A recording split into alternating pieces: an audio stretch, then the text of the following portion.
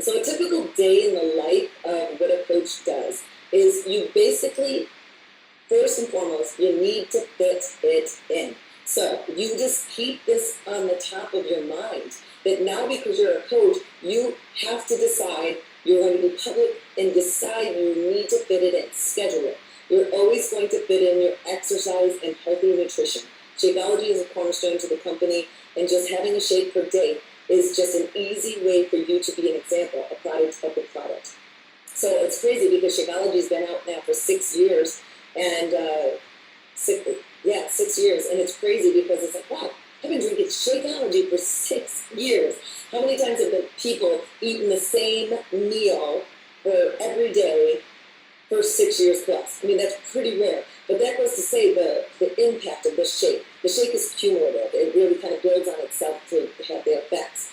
But the other thing that you're going to do now, thinking like a coach, so assuming you are a coach, is you're going to start to schedule certain activity that you're going to do throughout the day to make sure you are staying engaged. And one of those things might be putting up content on your social media platforms. So depending on what you like to spend your time on, you now have to split your mind to thinking that it's not just a social hour or chit-chat time.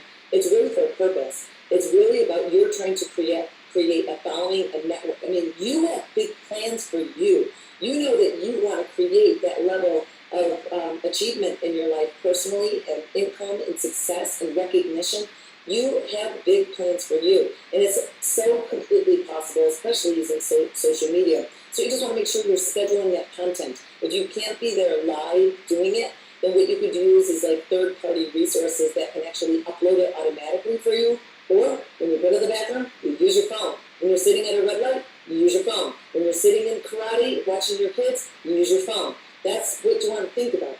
You're always prepared to share. So you always want to be able to, give someone a sample of Shakeology or your business card or an opportunity for them to be a part of your next challenge group. And you are always working on personal development and training. So this is typically what you're always going to be focusing on to make sure that you're engaged. And the other thing is challenge groups. So typically challenge groups are a way for you to keep yourself accountable, but also to help other people stay accountable.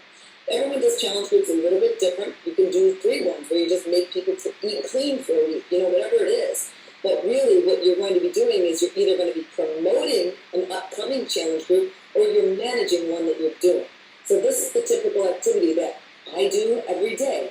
This is what I do every day so far. I work out, I eat healthy, and I drink my Shakeology. I'm scheduling specific content at certain times on my social media platforms. I'm always prepared to talk about so this business or the products, and I'm continually trying to better myself with personal development, and I'm always either promoting or managing a challenge group, and I always will share the business opportunity with someone. I reach out to someone who I know really should just at least check this out, and I offer the opportunity for them to watch the presentation on it.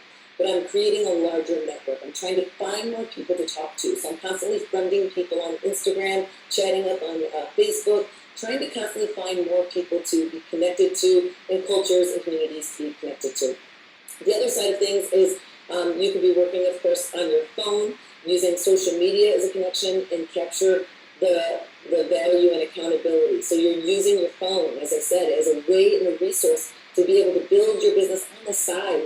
It doesn't need to be present right in front of you. And that's, for instance, what I do for editing a lot of pictures and videos. So I got the iPhone 6 Plus, and it's bigger. And I got the bigger one because I just wanted to make my ability to edit and use, video and pictures to be able to see them better and the quality, because I use a lot of that content to upload to inspire people or to educate or help people. That's what my content's about.